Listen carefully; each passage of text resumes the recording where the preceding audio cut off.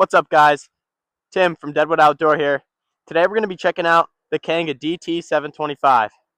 I've got about 10 hours on this machine now, and I gotta say, I'm pretty impressed. Let's take a closer look at it.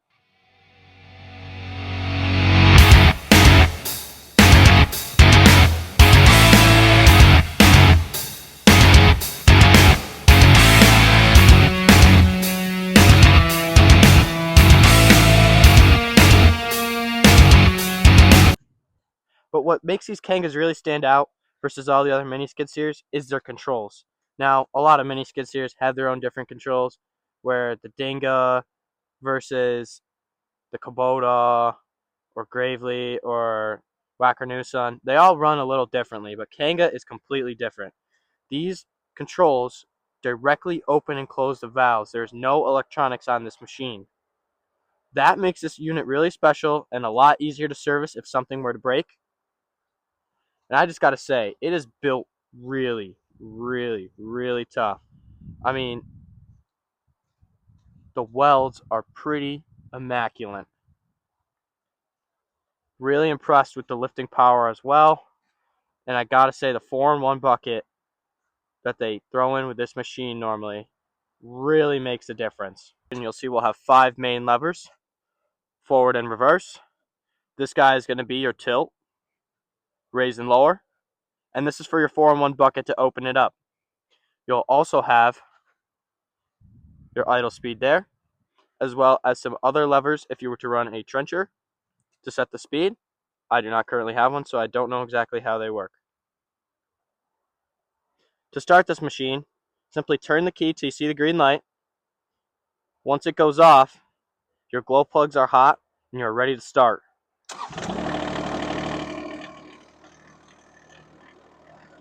Now, the great thing about the 4-in-1 bucket is you can pick up virtually anything with this. I've picked up everything I've wanted to so far with it. I gotta say, I'm really shocked with the grip that the bucket has. I'll show you some clips of the rocks I was picking up with it. I didn't think it was going to be able to do it, but it did. Let's see how it works.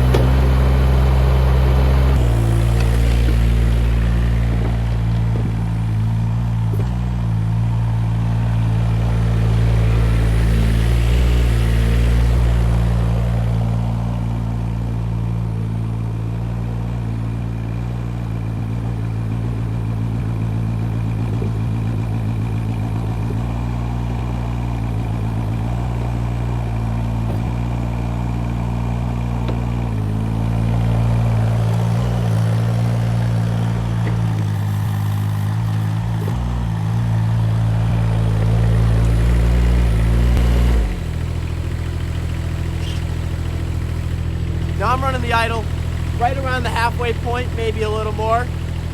I'm not running it on full at this moment, because I'm still letting it break in a little bit. I did want to mention that my first oil change will be at 20 hours with this machine, and you should grease it almost every time you use it. Obviously check the air filter if you're working in really dusty conditions, pretty much every time you use it as well. After that, every other filter is going to be around 100 hours change according to the manual.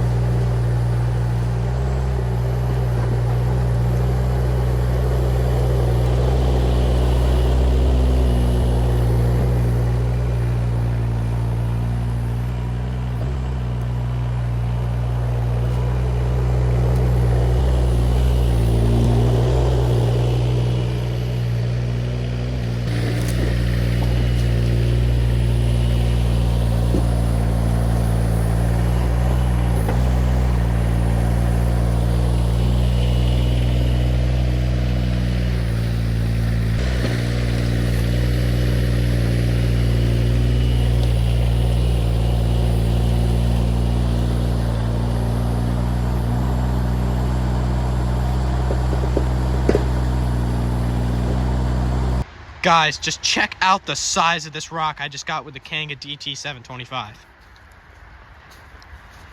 Absolutely incredible.